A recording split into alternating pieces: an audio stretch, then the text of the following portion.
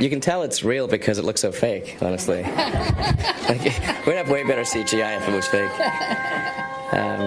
Face the final frontier.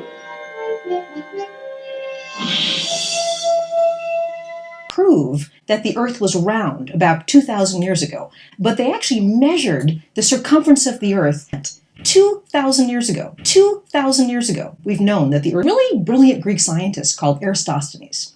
And Eratosthenes noticed that there was a town called Syene, and on a certain date, the sun would actually shine straight down to the bottom of a well.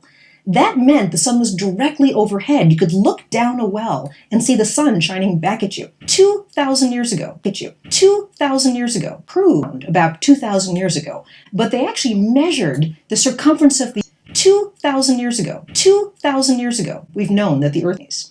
And Eratosthenes noticed that there was a town called Syene 2,000 years ago.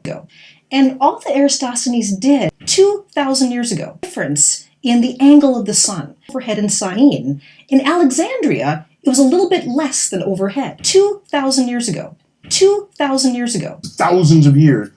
And he rationed that change in angle from one city to another was probably indicative of Thousands of years. Thousands of years. There was a famous experiment conducted by Eratosthenes. Eratosthenes. 2,000 years ago. Thousands of years. And the two cities. Difference in the angle of the sun. It was straight At an angle. being on 1,000 years ago. Thousands of years. Difference in the angle of the sun.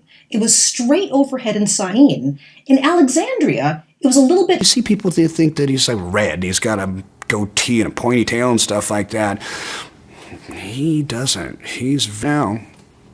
With Everybody wanted her, including me, but she was so out of my batting average and just totally out of my league. In the angle of the And- sun. It was straight overhead in Syene. In Alexandria, it was a little bit less than overhead.